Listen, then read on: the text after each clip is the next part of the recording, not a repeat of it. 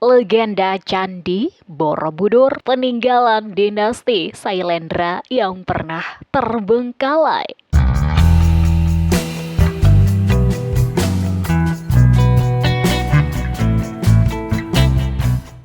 Jelajahi kisah legenda Candi Borobudur, warisan dunia peninggalan dinasti Sailendra yang pernah tersembunyi di balik tebalnya hutan Jawa.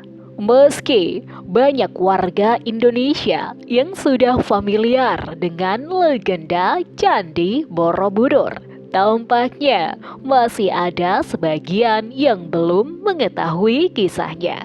Cerita sejarah candi ini tetap menarik untuk dijelajahi setiap waktu.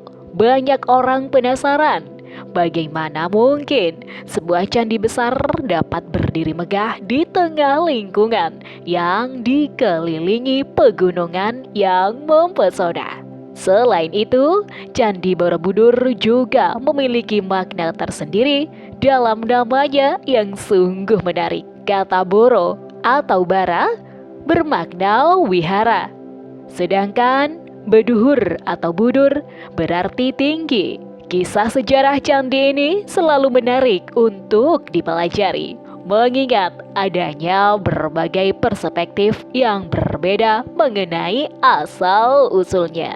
Ingin mendalami ceritanya lebih lanjut? Simak ulasan lengkapnya berikut ini. Sejarah legenda Candi Borobudur yang menjadi warisan dunia. Mungkin banyak warga Indonesia yang sudah berkesempatan mengunjungi Candi Borobudur.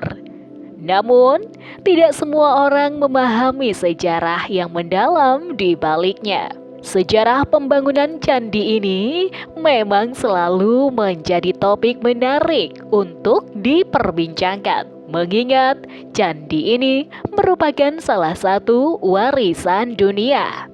Candi Buddha terbesar ini dikenal sebagai warisan berharga dari Kerajaan Sailendra yang berdiri sejak abad ke-8 hingga ke-9 Masehi. Mengingat usianya yang sudah sangat tua, warisan berharga dari Kerajaan Sailendra ini bersejarah cukup panjang dan sangat kaya. Berikut adalah beberapa detail sejarah yang menarik untuk diketahui. Legenda Candi Borobudur pada zaman Raja Samaratungga. Sejarah pembangunan candi yang kini menjadi warisan dunia ini bermula dari legenda yang berkembang di sebuah desa Buddha. Desa Buddha tersebut dikenal sebagai wilayah yang maju dan subur di bawah pemerintahan kerajaan Raja Samaratungga yang waktu itu sedang dalam masa keemasan. Ketika itu, Raja Samaratungga berupaya keras untuk meningkatkan kesejahteraan rakyatnya, mulai dari anak-anak hingga orang tua yang tinggal di wilayah tersebut. Namun, kehidupan yang semula subur dan maju itu perlahan mulai mengalami perubahan. Untuk mengembalikan kesuburan tanah dan kejayaan di desa Buddha, Raja Samaratungga melakukan ritual permohonan kepada dewa untuk meminta turunnya hujan. Walaupun ritual ini pada awalnya berhasil sesuai dengan harapan, namun hujan yang diturunkan tidak berlangsung lama. Akhirnya, Raja Samaratungga mendapatkan sebuah petunjuk bahwa fenomena tersebut terjadi karena banyaknya pohon di sekitar kaki bukit Borobudur yang telah ditebang.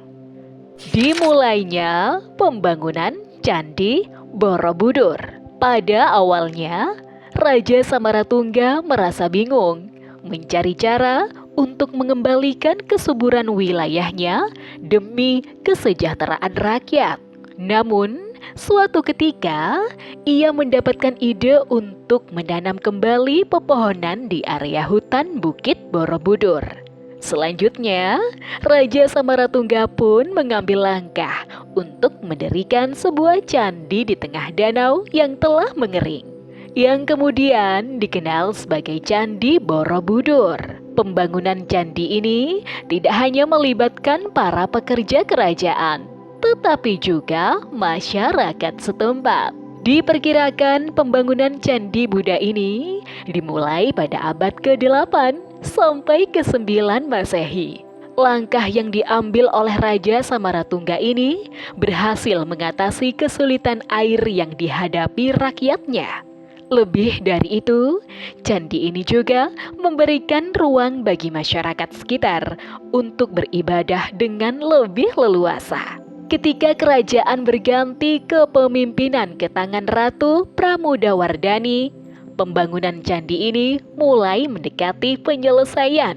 Namun, selama masa pemerintahannya, terjadi longsor yang menyebabkan candi yang dibangun oleh Raja Samaratungga mengalami kerusakan akibat tertimbun. Candi Borobudur mulai diketahui keberadaannya setelah longsor. Ketika longsor tersebut berlangsung, sejumlah besar penduduk meninggalkan perkampungan Buddha dan candi pun terabaikan. Lalu, pada tahun 1814, keberadaan candi ini kembali terungkap dan berhasil mengejutkan dunia. Awal mula penemuan kembali candi ini berkat usaha Thomas Stamford Raffles yang menugaskan seorang bawahannya, Cornelius, untuk melakukan penggalian di area tersebut. Cornelius tidak bekerja sendirian. Ia membentuk tim sebanyak 200 orang dalam tugasnya. Bersama dengan timnya, Cornelius membuka jalan dengan cara menebang pohon dan membersihkan semak belukar yang menyelimuti candi, sehingga lambat laun keberadaannya mulai terungkap. Proses penggalian ini memakan waktu yang tidak singkat. Candi ini baru mulai terlihat jelas pada tahun 1834. Setelah struktur candi berhasil diungkap, pemotretan bangunan dilaksanakan pada tahun 1845. Sejak itu, Candi Borobudur dengan bentuk dan detailnya yang khas mulai dikenal oleh orang-orang di seluruh dunia. Pengaruh Candi Borobudur terhadap seni bangunan di Indonesia. Banyak orang belum menyadari betapa eratnya keterkaitan Candi Borobudur dengan perkembangan seni bangunan di Indonesia, khususnya seni pundan berundak yang memiliki beberapa lapisan berbeda. Setiap lapisan dalam struktur bangunan berpundan berundak ini membawa makna uniknya sendiri. Candi ini tidak hanya berfungsi sebagai destinasi wisata edukatif, tetapi juga sebagai tempat suci untuk persembahan dan penghormatan kepada dewa serta leluhur. Struktur bertingkat Candi Borobudur yang terbagi menjadi 3 lapisan, mengandung simbolisme yang mendalam. Lapisan pertama melambangkan kehidupan dalam rahim. Lapisan kedua menggambarkan kehidupan di dunia nyata, sedangkan lapisan ketiga mewakili kehidupan setelah kematian. Arti arsitektur Candi Borobudur. Setelah memperoleh pengetahuan tentang sejarah pembangunan dan legenda Candi Borobudur, saatnya bagi kita untuk memahami bahwa arsitektur dari Candi Agung ini bukan hanya sekedar konstruksi batu belaka, melainkan membawa pesan dan makna yang mendalam. Mari kita jelajahi lebih detail mengenai arsitektur candi ini yang terbagi dalam 3 tingkatan yang masing-masing memiliki simbolisme tersendiri. Kamadhatu. Tingkatan pertama ini adalah representasi dari kehidupan manusia yang masih terbelenggu oleh nafsu.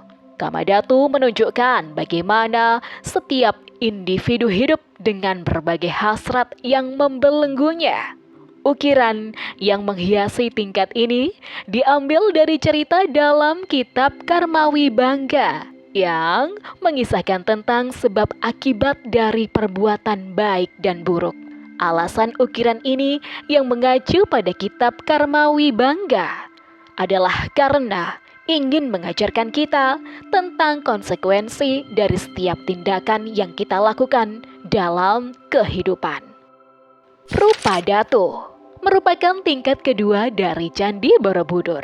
Rupa Datu melambangkan fase transisi di mana manusia mulai meninggalkan keinginan duniawi. Di sini, meskipun hasrat dan nafsu harus ditinggalkan, namun masih ada keterikatan pada bentuk, nama, dan identitas. Tingkatan ini mengingatkan kita bahwa meskipun berusaha untuk meninggalkan keinginan duniawi, masih ada hal-hal yang tetap melekat pada diri setiap orang. Arupa Datu. Tingkat ketiga, Arupa Datu menggambarkan pencapaian tahap tertinggi dari kehidupan spiritual, di mana manusia telah terlepas dari segala ikatan duniawi, mencapai kebebasan sejati. Di tingkat ini, manusia telah bisa mengendalikan nafsunya sepenuhnya dan hidup dalam ketenangan tanpa bentuk ataupun identitas. Kehidupan di tingkatan Arupa Datu ini dipandang sebagai pencapaian tertinggi spiritualitas, di mana individu telah sepenuhnya menyatu dengan alam semesta dan keabadian. Dengan demikian, perjalanan melalui 3 tingkatan arsitektur Candi Borobudur tidak hanya perjalanan fisik melalui bangunan batu, tetapi juga perjalanan spiritual yang mendalam, yang mengajarkan kita tentang kehidupan, keinginan, dan pencapaian kebebasan spiritual. Kisah dan legenda yang terkandung dalam setiap ukiran Candi Buddha ini telah menarik perhatian tidak hanya dari masyarakat Indonesia, tetapi juga dari banyak pengunjung asing yang datang untuk mempelajari dan mengagumi warisan budaya yang luar biasa ini. Itulah ulasan mengenai legenda Candi Borobudur yang telah menarik minat banyak orang. Bukan hanya penduduk Indonesia yang tertarik untuk mengetahui lebih lanjut, namun juga banyak individu Bukan hanya penduduk Indonesia yang tertarik untuk mengetahui lebih lanjut tentang cerita ini, namun juga banyak individu dari berbagai negara yang ingin memahami lebih mendalam tentang legenda tersebut.